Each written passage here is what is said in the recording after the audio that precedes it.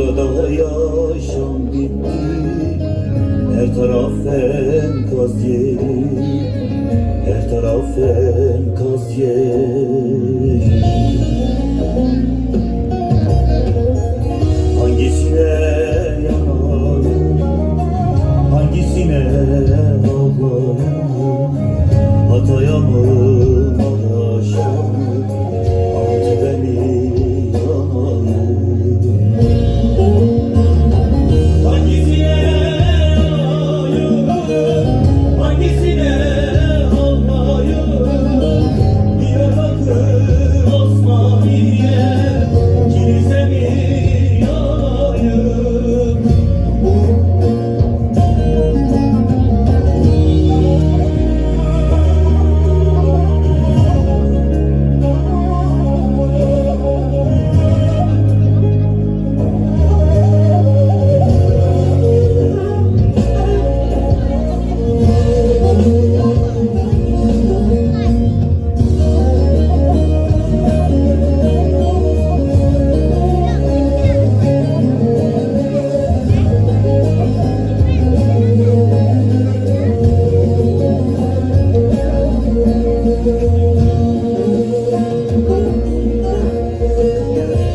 Hayat yok olmuş, her taraf viran olmuş.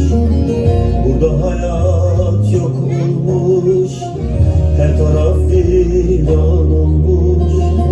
Sevdiklerim yok olmuş, her taraf enkaz yeri, her taraf enkaz yeri.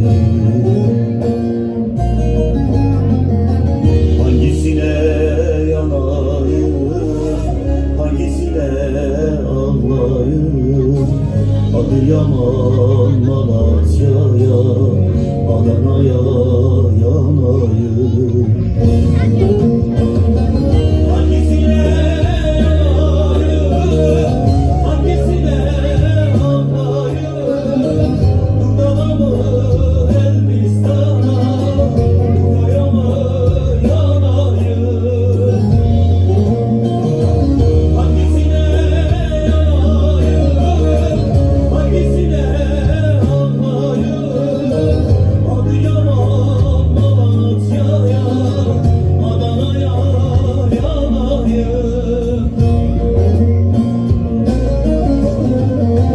Hangisine yanayım, hangisine ağlayım, Hatay'a mı, Maraş'a mı, Antep'e mi yanayım?